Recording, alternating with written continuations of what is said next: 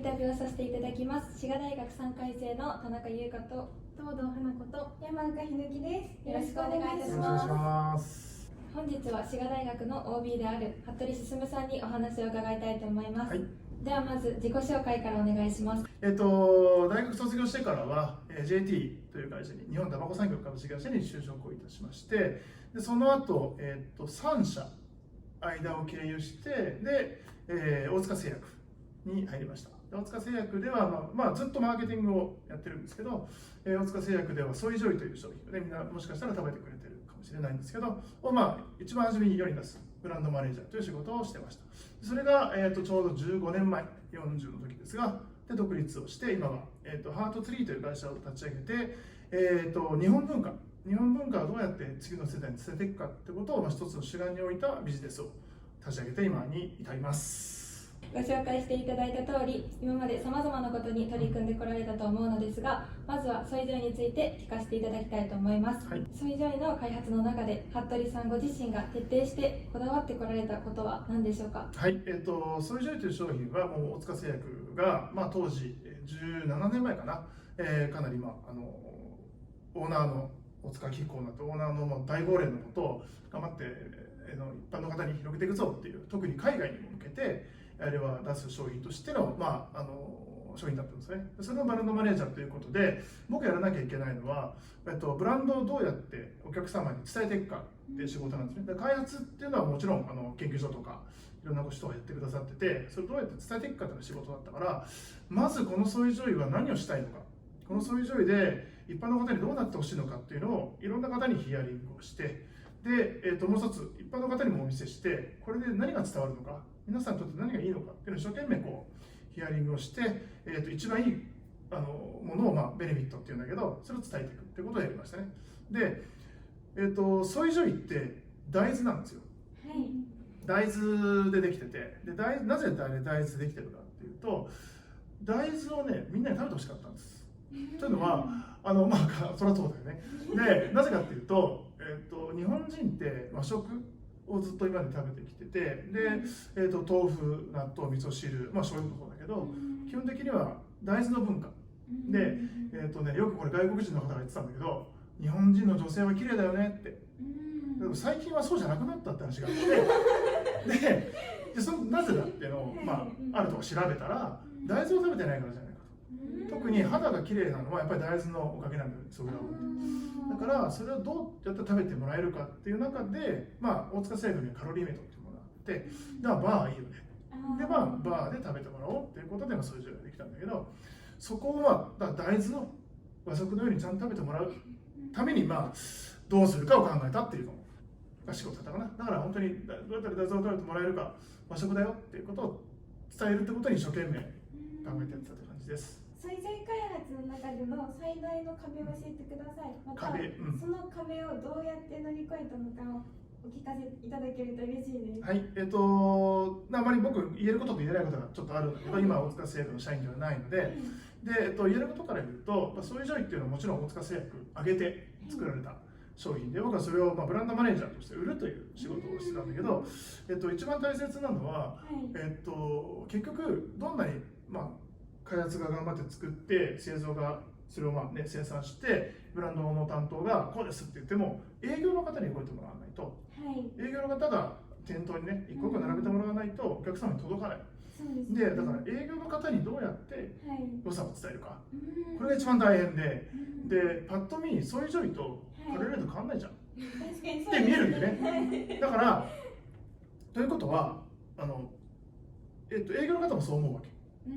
カロリーメイト取ったらいいじゃんって思うじゃん。だけど、いや違うんですよ。ソイジョイってカロリーメイトと全然違うもので、だからこういうふうに、こういう方に、ちゃんと大豆を届けるためのものなんですよってことを、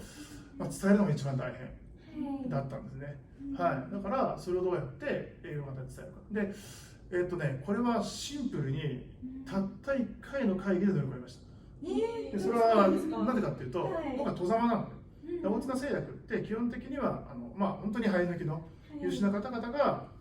ブランドマネージャーというのをやるんだけど、たまたまソイジョイのブランドマネージャーとして本当に半年前に雇われたばっかりの人間だったから、外から見た大塚製薬っていうのを営業の皆さんにお伝えして、で、いや大塚製薬って外から見たらすごい会社ですよと、まあ、いや本当にすごい会社なんだけどね実際、でだから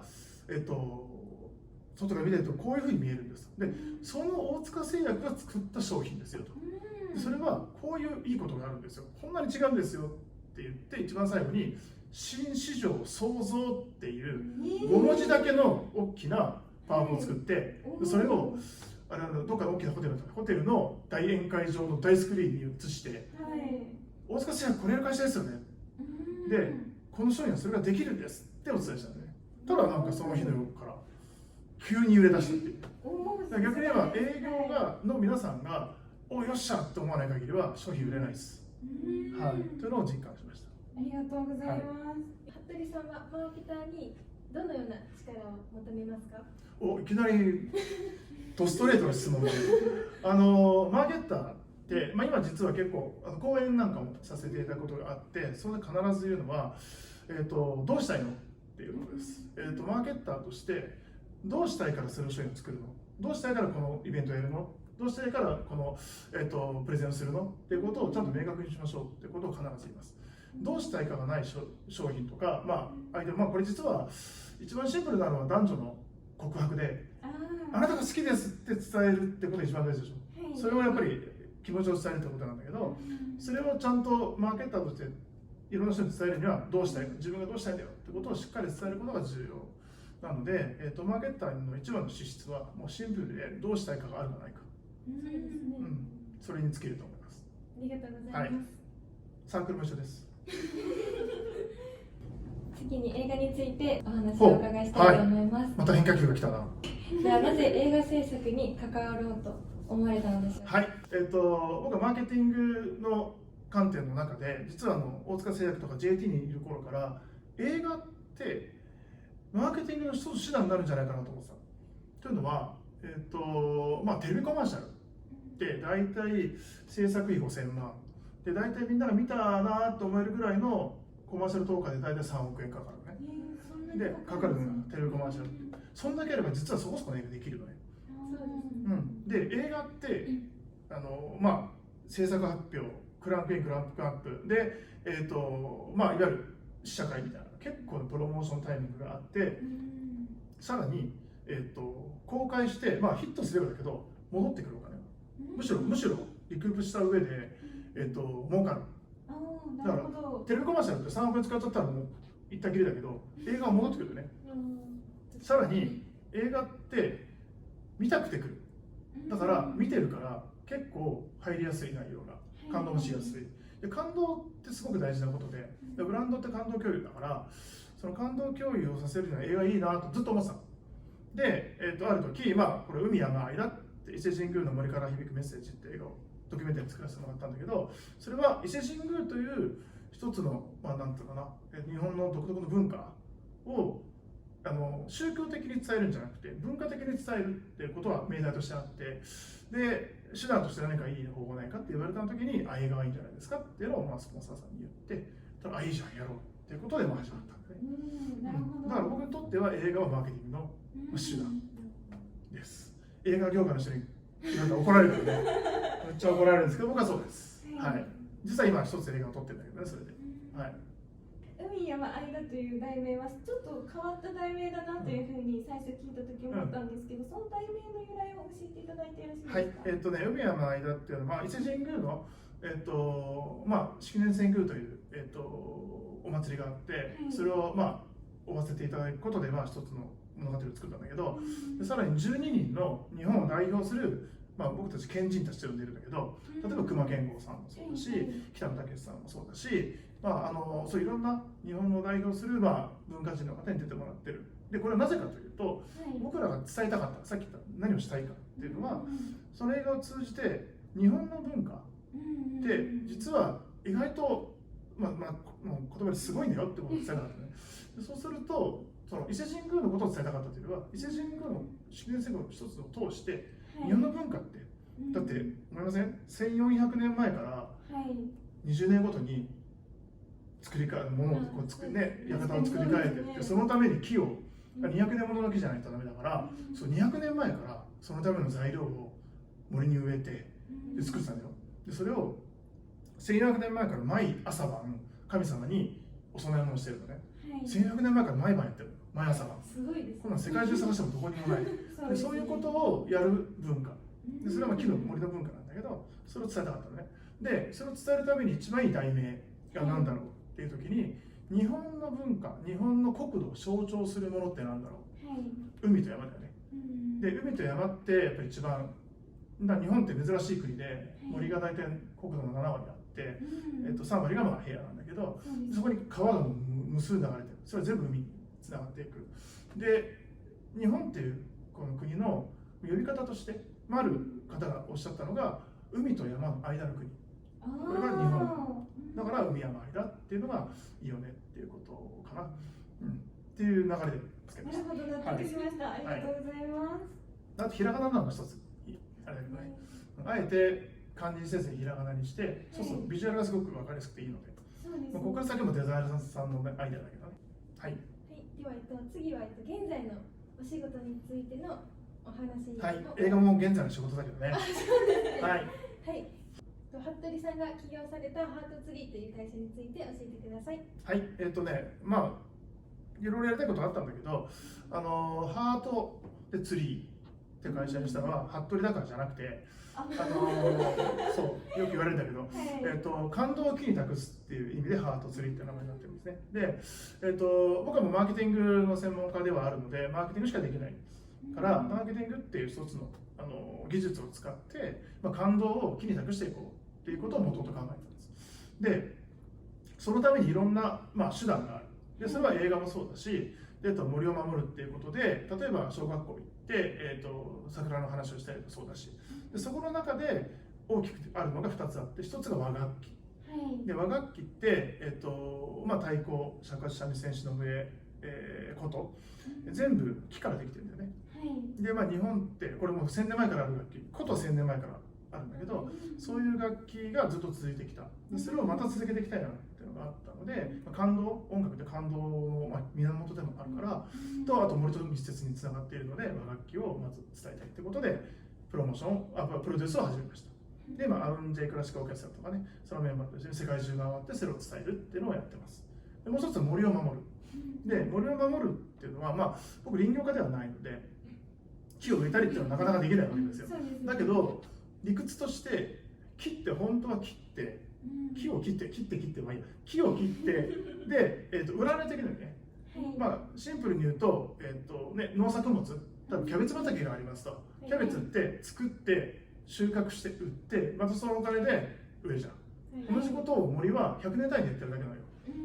だから植えて伸びてきて切って、それを100年単位だからみんな分かんなくなっちゃってるんだよね。だけどそれをやらなきゃいけないんだけど今売れない。だからそれをどうやって売れるようにできるんだろうかっていうのを考えて、木のグッズとか木のノベルティとかそういうのを作って、企業の皆さんと一緒に売ったりもするし、例えばプロ野球の球団に行ってグッズにしてくださいっていうのにするし、そういうことをやってるから大きく2つやってます。その手段として例えば映画があったりもするんだよね。そう全部つながってる。で映画は映画で一つでイベントはイベントで一つじゃなくて全部目的のため。さっき言った海山間って映画は森のことをみんなが知らないと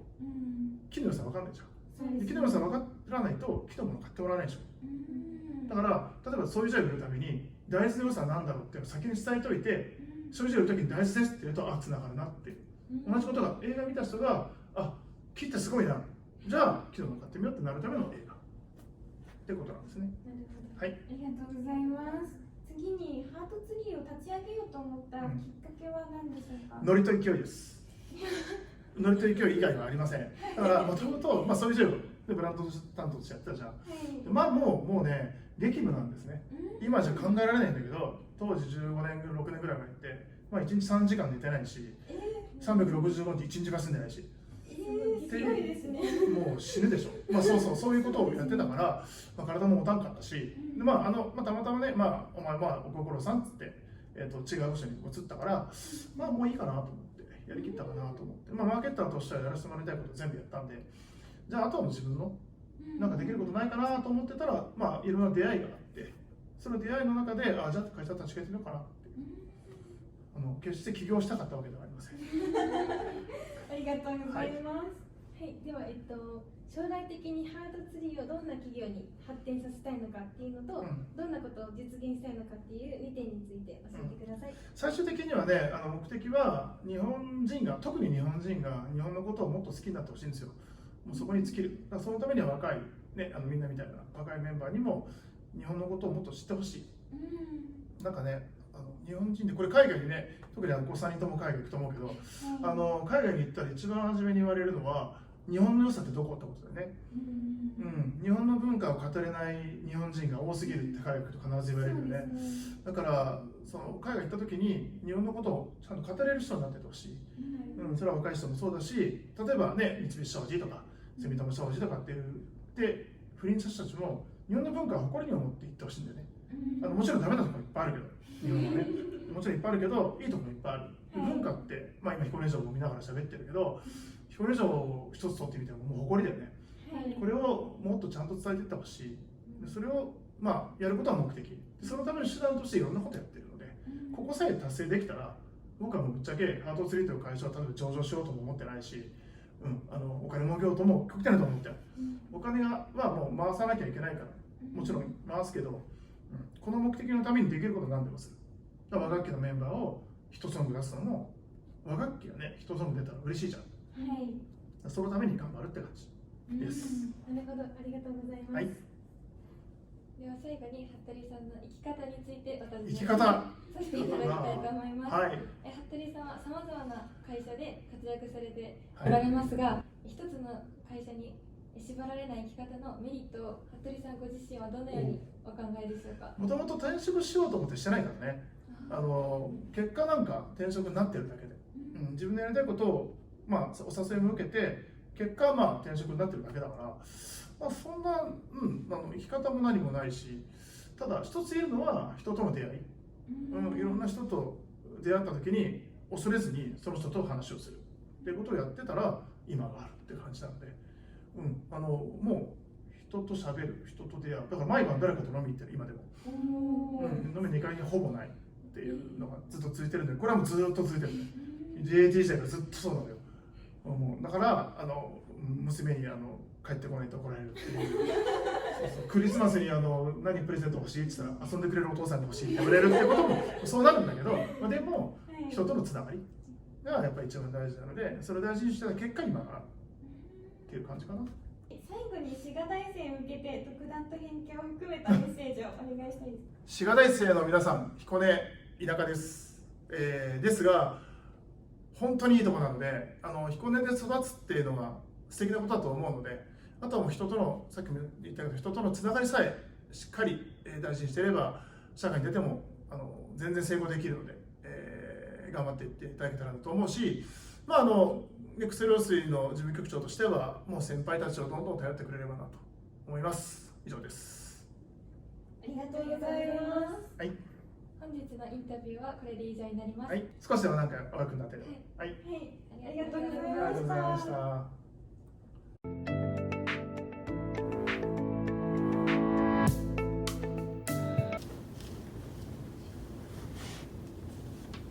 緊張するな。緊張しますね。緊張するわ。